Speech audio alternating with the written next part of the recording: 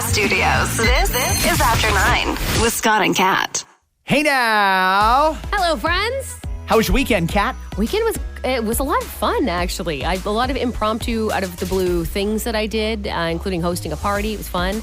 But yeah, it was great. How about you? It was good. No. You're not going to gloss over your weekend that quickly. I saw that TikTok you put out. Trees up, baby. Oh, yeah. I decked the halls completely. I did all of it. I actually was planning to do them in parts, but once I started, I just couldn't stop. So all 5 trees are up. For those who DM'd me asking, all 5 trees are up. For those DMing saying it was too soon, my reply was, for you. And for all those who are asking how many trees this year, it remains to be 5 for now. 5 for now. But a new addition to my Christmas village. Ooh. I did buy yesterday. What did you get? I'm excited. A carousel. You got a carousel. Yeah. Like with horses or ponies or something? Yeah. Yeah. Christmas ponies. You know, the good old Christmas pony. Nothing screams Christmas like get on the carousel ride. Whatever. It looks cute. Coming up on this episode, you're going to hear the replay of Missed Connections. That was from our radio show this morning. We're also going to do, as a public service, something that came up on the radio show today that turned out to be awesome. It was 4 things to do when you're falling. Guys, this is great. How often do you fall? Not often enough to need a list, I think, but when it does happen, it gets you when you least expect it. Certainly does, doesn't it? It does. I have a hard time with, because one of my ankles is really bad. I'm having it operated on later this week. Mm-hmm. I have a hard time putting my pants on sometimes because when I stand on my right foot, no problem. Left leg goes into the pants. But because I have very little balance and no tendons in my left ankle, when I stand on that foot to put my right foot in the pants, ba-boom. A little wobbly? It's a little wobbly. It's a little wobbly, to be perfectly honest with you. So, yeah, that's a bit of an issue as well. So we'll get to that coming up here on After 9. It's Remembrance Day. Mm-hmm. And, you know, it comes up every year. I feel like it's turning into the time change argument. Every year when the time change comes up, there's a big debate. When are we going to stop doing this? We just went through that last week. Time change, Halloween, Remembrance Day. These are all things we reflect on when they come around this time. And they're all this time of year that we go, what are we doing here? And can we get on the same page? Can we get on the same page with Remembrance Day? I can't think of anything more weird than the federal government gives themselves a holiday on Remembrance Day. Some provinces have picked up on it. So some provinces, it's a long weekend. They're off today. But here in Ontario, it's business as usual. And I feel like it shouldn't be business as usual on a day as important as Remembrance Day, you know? I hear you. It's strange because it's when there's a federal holiday, but not a provincial holiday, what's the message it sends? When it comes to our veterans, what's the message it sends?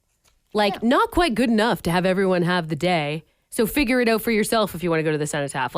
It should be one of those things that we consider to be a holiday if we're going to be putting it out there. And now the downside, if it was a holiday, would people still participate in the observance? That's totally part of the conversation every time as well. I don't know the answer to that one, to be honest with you.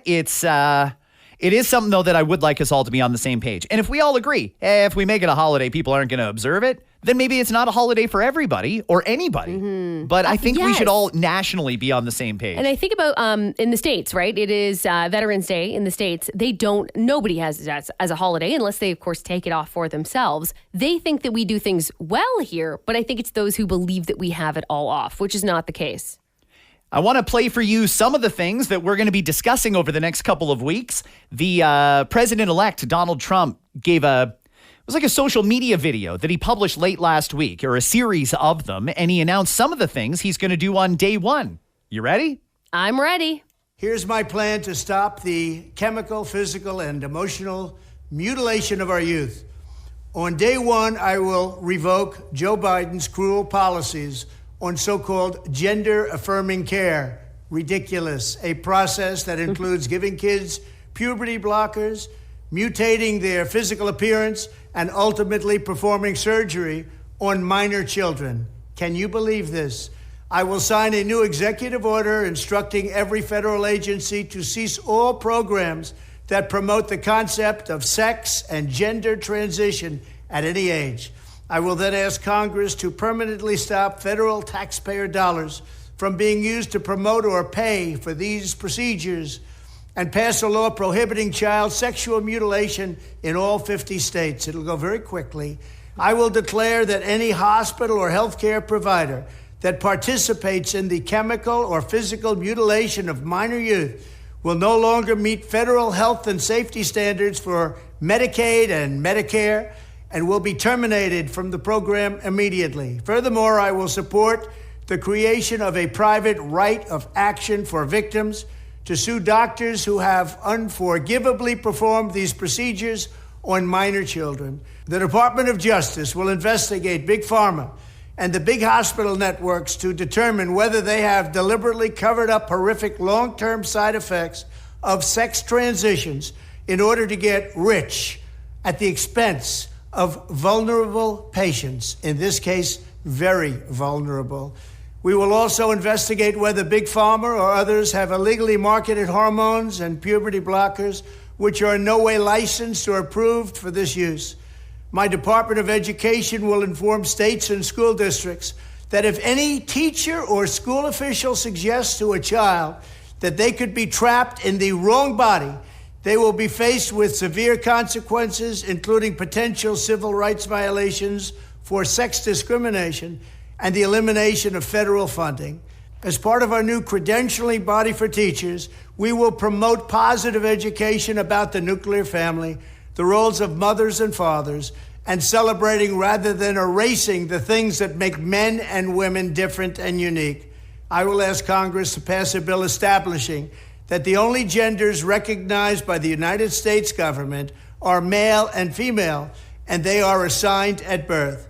The bill will also make clear that Title IX prohibits men from participating in women's sports, and we will protect the rights of parents from being forced to allow their minor child to assume a gender which is new and an identity without the parents' consent. The identity will not be new, and it will not be without parental consent. Wow. Well, that's a lot of things. Hey, he's clear on it. You got to give Donald Trump that, whether you agree with anything that he says or not. When he says he's going to do it, I believe he's going to do it. You know what I mean? I believe it's going to be first order of business when he says, this is my first order of business, right? He's very believable in that way? I don't think he's bluffing at all. Yeah. I think when he says he's going to do that, I believe he thinks he's going to do that. I'm wondering, though, because it seemed like for a while there, it was an all-in effort. But I don't ever remember a discussion about it in Parliament or in Congress about whether or not biological males should compete against women in sports. It just sort of happened one day that it was the law, and nobody got on side to say, no, we can't do it that way. There were a lot of people who were afraid to share their perspective on that. Yeah. And I think what's happening here is the conversation is on. But I don't think it's going to be much of a conversation. I don't think that anybody that supports biological males competing against biological women in sports, I don't think they're going to stand up and make this the hill they want to die on. I think this is going to get passed very quietly and with very little opposition. I think so too. The president-elect also made another announcement, this regarding firing thousands of federal employees in a mass deportation. They say this is the one that could affect Canada because the theory is that once people get kicked out of America, rather than going for the Mexican border, they're going to try and crash the Canadian border and claim asylum here. Listen to the president. Here's my plan to dismantle the deep state and reclaim our democracy from Washington corruption once and for all, and corruption it is. First, I will immediately reissue my 2020 executive order restoring the president's authority to remove rogue bureaucrats, and I will wield that power very aggressively. Second, we will clean out all of the corrupt actors in our national security and intelligence apparatus, and there are plenty of them. The departments and agencies that have been weaponized will be completely overhauled so that faceless bureaucrats will never again be able to target and persecute conservatives, Christians, or the left's political enemies, which they're doing now at a level that nobody can believe. You know, I find that interesting. I only wanted to play the first 3 seconds of it, but I did want to give you some context as well. What's interesting about that is he's using those words. Let me play for you the first 3 seconds again. Here's my plan to dismantle the deep state and reclaim our democracy from... The deep state was a conspiracy theory for a long time. That's the president-elect openly using the term deep state and acknowledging that there are people who are, leaders. There's people who are running the show behind the scenes that are not actually elected individuals. The deep state. I thought it was very surreal to hear the president of the United States, or soon enough he will be, actually acknowledging it. That's why it's going to be interesting when he gets in there and people are going to ask him to uncover all kinds of things. And again, with the aliens, I'll find out about the aliens. They're going to declassify the Epstein list, Which is great. They're going to declassify the JFK files. We'll finally find out who killed John F. Kennedy. And or then, what they know about it anyway. That's the thing, right? If there is a deep state, and I don't have no reason to think that there isn't based on what I've heard, were they the ones concealing it, or did the U.S. government conceal it? Because all indications are, from my anecdotal research here, it seems like it was a coordinated government-led effort to kill JFK way back in the 60s. Yeah, that's right. That's so right. The fact that this could get declassified and Americans are going to have to face the reality that either their own government did it or they were complicit in it happening, that's surreal. How do you pay your taxes after that when you find out the government killed the most popular president in history? And all Trump in that particular case would care about is that he was the president that let everybody know how it used to be, right? Yeah. So it's beneficial for him. What did you think of how SNL handled it on Saturday? I was worried in the beginning. Okay, so the opening monologue was everybody was very calm and there was just a row of cast members. For those who didn't see it, it's a row of cast members from Kenan Thompson, I mean, you name it, familiar faces and newer faces too. And they started talking about, well, these election results. And I thought, oh my gosh, guys, are you seriously doing this somber, like, woe is me, Trump won, and what are we going to do with our lives bit? Like, is that seriously happening right now? As if, like, it reminded me of the beginning of 9/11, the first SNL after 9/11. Like, that was the vibe. But they did it on purpose. I can thankfully tell you, in case you didn't see it, they flipped it around and made it very, very funny, I think. But the rest of us, hell Trump, voted for you at least once. I voted for you 50 times in Pennsylvania. 92% of black women voted for Kamala, but I was one of the proud 8%. For me, it's brother Donald X Trump all the way. And we're so excited to debut our new impression, Hot Jacked Trump.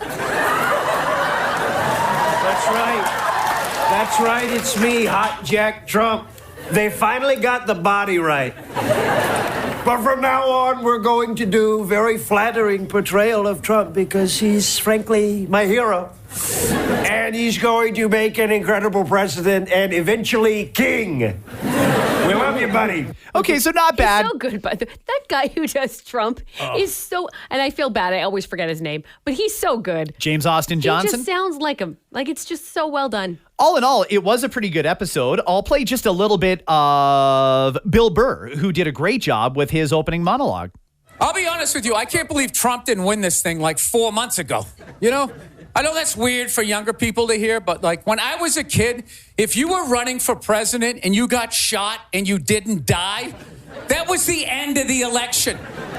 There was nothing you could say, right? Everybody would just be like, this guy's the man. He is the king. I don't know. I'll be honest with you. I think the number one reason like Trump survived is all those herky-jerky movements that he does. You just can't like nail the guy down. I gotta be honest, the guy is a lunatic. I mean, he literally got shot and immediately jumped back up and started yelling in the direction the bullets were coming from, unarmed. That's not a sane human being. I would have been on the ground crying in the fetal position, like, all right, give me the truck. I don't want this job anymore. Just tell her she won. Tell her she won. But Trump's got all those weird, coming out. I think the guy couldn't get like a bead on him, And like right as he pulled the trigger, like Trump was just like, and Sleepy Joe, and the bullet went by his head. It's good. The other one I was curious about was Colin Jost, because Weekend Update, they have made a great ratings juggernaut out of some of the lines that they deliver about Trump, and it was pretty good. Last clip we'll play. Well, on Tuesday, we learned that Democrats actually don't know how to rig an election. Donald Trump swept all the swing states, won the popular vote, and Republicans took back control of the Senate. It's like we're living in a computer simulation, and whoever's controlling Trump has a cheat code. He's invincible. He's like a character in Grand Theft Auto who throws a prostitute out of a car and drives straight to the White House. But don't you guys worry. If I know Democrats, they're going to take a long look in the mirror, learn from their mistakes, and then run Biden again in 2028. All in all, pretty good. I like the way they handled it. Yeah, me too. I do want to talk about falling. And I'm laughing already. Guys, this is so good. And we do have the replay of Missed Connections coming up, too. First off, let's talk about the Grammy nominations. Yeah. Pop music and disco music from the 70s have remerged. And it's a whole new sound for 2024. And I'm looking at Sabrina Carpenter and Billie Eilish and Tate McRae and the list of pop stars these days. And many of them got nominations for the Grammys. The one that shocks me, though, is Beyonce.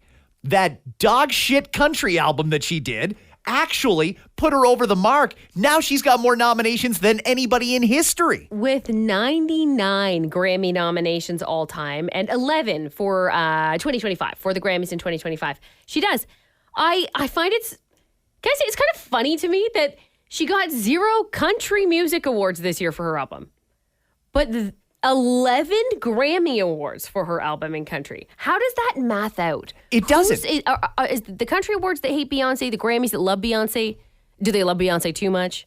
Ooh. Like, you know what I mean? Like, Yeah. how do you go from 0 country awards? And don't get me wrong, there's a lot of great country artists. Like country or not, I think right now is a good time for country music. Totally. They've got a ton of stars. So it is very, very tough to even get in there for a nomination in any category in country music, I think. Yeah. So I'm not surprised that, even a star like Beyonce, with her first country album, didn't get in. However, 11 Grammy nods for this album is pretty incredible. Here's the list of Song of the Year. A bar song, Tipsy by Shabuzi. Big hit, sure. Good song. Birds of a Feather, Billie Eilish. I don't know how many people actually loved that song or if it was just because you heard it everywhere, including all over radio. But yeah, it probably deserves a nom. She got a lot of noms this year. Die with a Smile, Lady Gaga and Bruno Mars. Beautiful song. Mm-hmm. Fortnite, Taylor Swift and Post Malone. Post Malone not getting nominated for I Had Some Help with Morgan Wallen, but getting nominated for Fortnite with Taylor Swift must confuse even Post Malone because the country song was way bigger than Fortnite. Was that eligible and in? Because if that song was not included, I didn't even notice that until you said that. That song was huge this year. Yeah, it was the song of the summer. It should have been eligible, so why? Anyway, okay. Because they hate Morgan Wallen, probably. Probably. Other nominees for Song of the Year include Good Luck Babe from Chappell Roan, who I'm actually really warming up to. Starting to like Chappell Roan, and I don't quite know why, because it's not usually my thing. Not Like Us, Kendrick Lamar. Please, Please, Please, Sabrina Carpenter. I would have thought Espresso would have gotten it. And Texas Hold'em from Beyonce. Read the Room Grammys. If they give that award to Beyonce, I'm going to send them our text board and I'm going to show them every freaking time we played that Texas Hold'em song, the amount of texts we got saying, and I'm gone, and change the station, and we're done. It was bad. Yeah, people didn't like it. I How does it get know. nominated for a Grammy? Well, and these are not fan-nominated awards, so I guess that tells you everything that you need to know about that.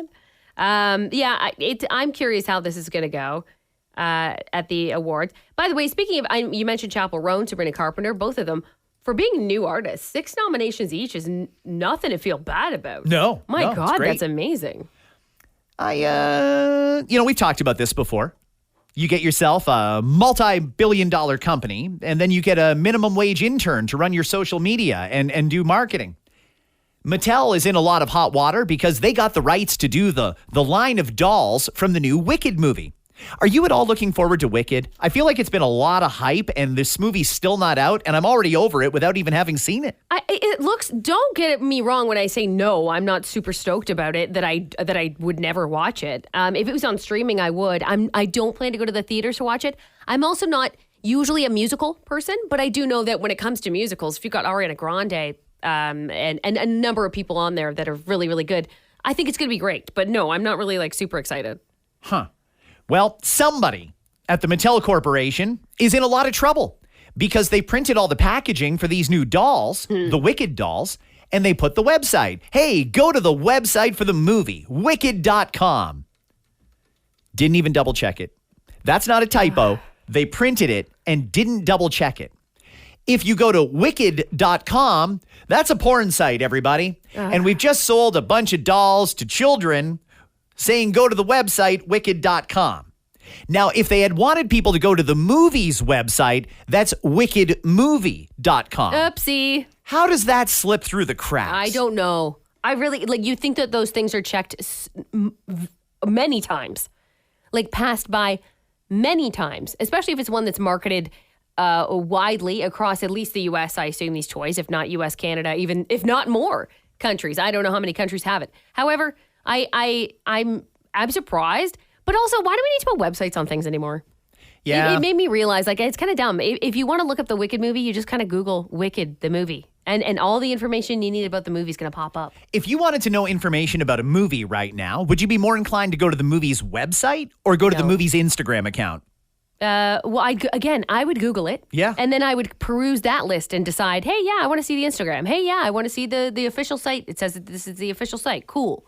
That's what I would do. I don't know many people that look on the back of a package and go, for anything, it doesn't matter, for a yogurt and go, www.yoplay.com. Nobody does that. That is very old. That has not been around since the 90s, I think. So let's change the way we do things. Throw in the packaging, Google the movie for more info. And you know what? Sure, Google's loving that and they're not paying anything for it. But that's what people do. That's the truth. We could put Bing it, but nobody fucking Bings.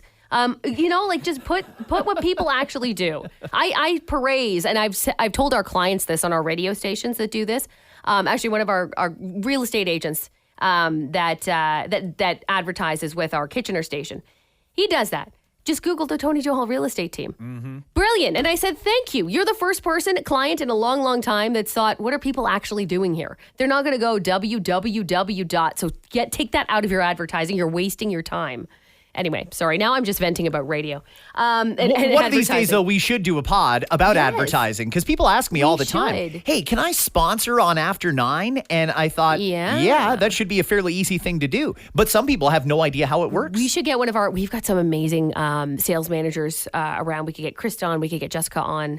We'll do that. We'll talk a bit about how radio advertising works and how much it actually costs. Because I think the cost might surprise people, and the flexibility might also surprise people. I couldn't agree with you more. It's amazing how many times I see people spending all kinds of money, like, I'm going to set my daily limit at $50 to advertise on Facebook today. And I thought, but you could literally reach 100 times more people for less money with radio or digital sides of radio like podcasts and things like that. Yeah, well, let's put a pin in that. I want to come back and do that episode one day. Oh, and by the way, just to combine the first two stories that we've done in the pod, when it comes to the Grammys and when it comes to Ariana, she got totally snubbed for Eternal. Did she really? For her album. Oh. Totally snubbed. Anyway, her fans are not happy. I'll just put a bow on this Mattel story. They admitted to the misprint and said they deeply regret the error. I'm sure they do. They should be careful with their words. Mm-hmm. Deeply regret. I mean, not that deep. No, we don't know about deep. We're not talking about sexually.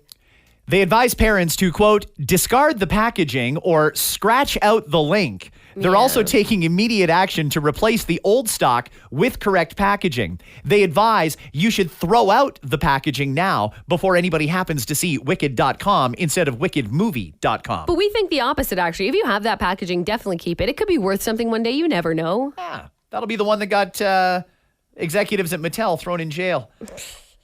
I honestly don't even think it's that big a deal. How many kids, again, are going to even look at the back of the package and then type stuff up? They don't. Kids don't. Adults don't. So anyway, I don't see it as a big deal. I'm glad that they're not going to like destroy all the dolls or something because of it, because that would be so stupid and wasteful. Sandra's coming on this week, right? Yeah, so Sandra Ziskin next week is going to join us next week on the podcast. We have DMs galore. And just so you know, they're at Diamond and Diamond, they're great with answering your questions. So you don't have to ask us a question that you actually want to ask a lawyer. We are not lawyers. No. So diamondlaw.ca is their website. You could type in www. No, just honestly, you could Google. Go to wicked.com/diamond and diamond. Wicked.com. Just Google Diamond and Diamond. And if you have a question, the phone number will pop up for you there. All the information that you need. But yeah, Sandra will be back on. There's always something new. In fact, we might have to talk about Diddy again with her because holy hell, he's trying to get out again. I know. I don't get this one. They say that in a new filing that was filed on Friday, he's calling for a more robust bail package that would be subject to Combs being around-the-clock security monitored and restrictions on his ability to contact anyone except his lawyers. They also cite new evidence related to the March 16th video in which he is seen beating his then-girlfriend Cassie in a hotel hallway. A spokesperson for the prosecutors did not return requests for comment. There's nothing to comment on. He's been turned down 3 times. Why is he trying again? I can't believe it. I'm pretty sure this is the 4th time that he's trying to get out. And everybody knows this guy's going to have a bad MO. He knows he's going to be in prison. He knows it is happening. He is going to be in prison. There's no way this guy gets out. There's no way, unless maybe he throws so many other people under the bus. But I can't even see that happening, Scott. I can't even see that. This guy's doing serious prison time. So why bother letting him out until his trial? It's a bad idea. He'll find a way out. And by that, I mean, he'll run. He will risk his life running, I think. Yep. So, and spend whatever he has to spend. Listen, a judge doesn't need to listen to me. I'm sure they already know this, but good Lord. We'll talk to Sandra about what that would look like, though, on the podcast next week. We'll talk about different scenarios. One more thing before we get to the replay of Missed Connections, which is now just a few minutes away. I did not know that falling is the problem that falling is. Speaking of personal injury, you might want to take note if you do fall. Get ready to call 1-800-567-HURT. So, according to the CDC, more than 1 in 4 seniors falls every year. It leads to over 1 million hospital visits. And when we do this, we're not talking about the seniors, just the seniors. We're talking about everybody. I am a pretty healthy guy. And sometimes I just fall down. Sometimes you fall down. I fell down the stairs like 6 months ago and it hurt. It was so painful. You were in pain. I was in pain for weeks. Yeah. Do you ever just fall though, randomly? You're just walking through the living room and boom. No, but I've seen people do that and I can't not laugh. Is that bad? I haven't. Me too. Is that most people? I was always told it's rude to laugh at somebody when they fall. But when they fall, unbeknownst, like just out of like when their knee just gives. Like, have you ever seen that before where someone's there and then they're just fucking not? Yeah. Like they're up here and they're just, what the hell happened to you? Like, my knee gave out. I'm like, why? What did you do to it? What did you say to it? You see people do it at like the beach from time to time that aren't used to walking in sand. Yes. You see people that are carrying things that it's too much for them to carry. They'll fall. And sometimes just randomly, you just fall over. Now, I have got a convenient excuse because occasionally I will blame the dog. And the dog being underfoot, sometimes that leads to a fall too. So we understand how this can happen. And the CDC has published a list of 4 things that you should do when you're falling to try and minimize the damage. Okay, so see if you can remember this as it happens, when it happens, or pass it along to someone you know who falls a lot. Mark my words, Kat. At some point in your life, everybody's lives, everybody listening right now, you're going to fall down. Mm-hmm. And in that moment when you're flailing and reaching and no, you're going to think of this podcast in this very moment. Yes. And you're going to think, what did they tell me to do again? So here's the 4 tips from the CDC. Number 1, try to land on something soft. If you're outside, aim for the grass or some mulch. If you're inside, try to fall towards the couch or a carpet. How do you like change direction of how you fall? What if you're tripping? Okay, so let's say you trip on something. Yes. We've all been there. We've tripped on something. Sure. and you know you're going down this way. You can't stop and back up and flip backwards. No. Hey, some falls are very directional, and you're just going down. All you can do is trying to remember to put your hands out and break the fall. Right, and I think that's important. Put your hands out, because last thing you want is your head to get hit. That would be the worst. Now, trying to fall in a different direction, that's a skill set that I don't have. I mean, I don't know if they think I'm Simone Biles or something, but I can't contort midair, especially when I have very little notice that it's going to happen. That's when your arms are really really fucking giving her. Trying to get in one direction. Number 2, make your butt absorb most of the impact. Try to twist your body so you land on your backside, but avoid your tailbone. Avoid it. And don't land on your hip. That would also hurt. Yeah. Okay, so, I mean, if I'm falling and I'm falling backwards, obviously I'm going to stick my butt out to try and pad the fall. Yeah. But that's direct impact on the tailbone. I don't know how you avoid that unless you sort of fall and roll at the same time. Like, how do you avoid your hip and your tailbone? I think you got to lean into it. You got to go like completely ass over tea kettle. You got to fall back and then roll. Like somersault. Yes, but a reverse somersault. Backward somersault. Exactly. It sounds easy. Oh, yeah. We can all do that. If I want to be like on my back for 6 months, I could do that. Number 3, relax your body and roll. Tensing up leads to worse injuries. Think about bending your knees and melting into the ground. They say, and there's some truth to this. I remember reading about how when you're inebriated, if you fall when you're inebriated, which just inebriated people tend to do sometimes. Right. It's like the perfect storm. You actually can sustain less injury because your body is on that, or high for that matter, because your body is on that more of that loosey-goosey kind of area. So you got to kind of noodle yourself about. If you're sober, try to noodle yourself about a little bit and loosen up so that you don't hurt or break, right? Apparently, it's less likely that you could break or like you said, sustain harsher injuries. The 4th tip is tuck your chin. It can prevent head and neck injuries like concussions or whiplash. So when everything else is going on and you're doing the whoa, whoa, whoa, whoa, whoa, tuck your chin down to try and preserve your neck and head. I feel like that's going to hurt my neck more. Yeah. I understand they don't want us to hit our heads. Nobody does. But I feel like if I do that and then I go down, I'm just going to like do something fucking weird with my neck. And that's how the paramedics will find you, with your chin down into your chest. Like, oh, I didn't think I was going to fall. They told me to put my chin down. And now it's stuck down here. I'll never have soup again.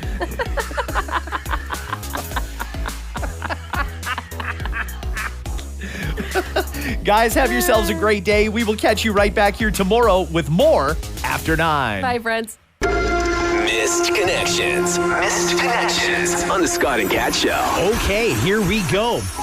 Now, we're going to tell you stories about people who have had an encounter with someone else. They can't find that other person, so they've told the story online. Often these stories contain circumstances that they get me every time. It's called Missed Connections. It amazes me how many we get, Scott, that happen while you're driving. There's so many distractions out there on the road, so many other things to watch for, yet you're busy looking at the person next to you thinking, hey now.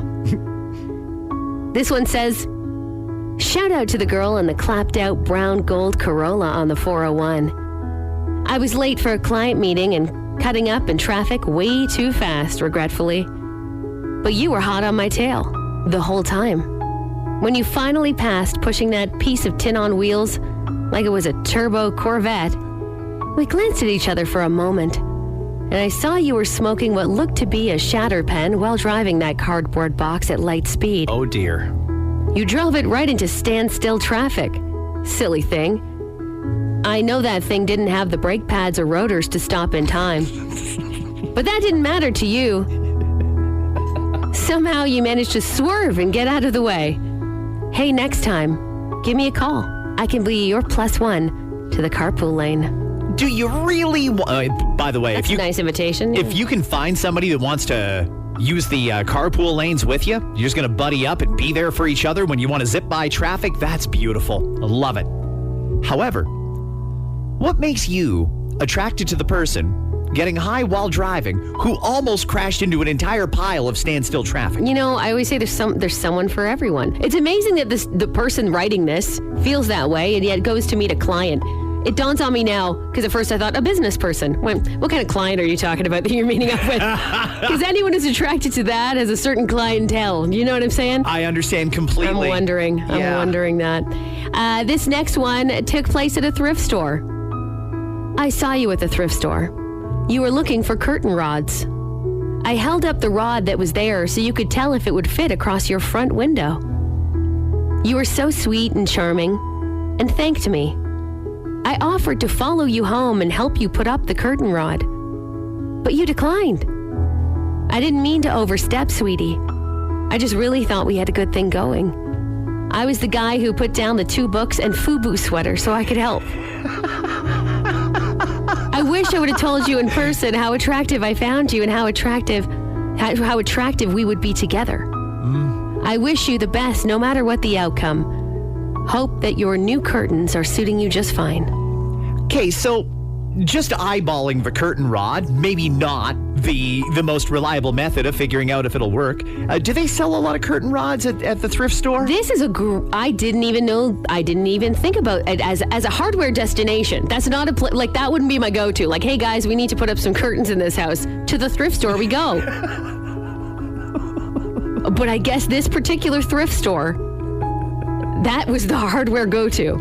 I love that his instinct was we would be good together. We would look good together. Or we'd be hot together, whatever it was. I don't know that she necessarily wants to be involved in this. I think she wanted to put the curtains up right in front of her face so she didn't have to look at you. That's what I think. And don't ask to follow someone home when you just met them, especially using words like, I'll follow you back to your place. You sound like a stalker. That's a triggering word, isn't it? You are creepy, and she is not interested. I'll follow you home. How about I call 911 and you don't follow me home? How about that? How about I follow you home and we'll see if those curtains, if they work. What? If they work. Get out of here. I'll give you a curtain rod. No! Creep.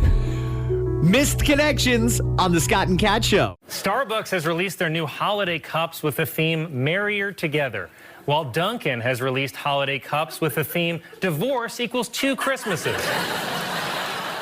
Sean Diddy celebrated his 55th birthday in jail. And if what they say about prison is true, he celebrated the same way he always does.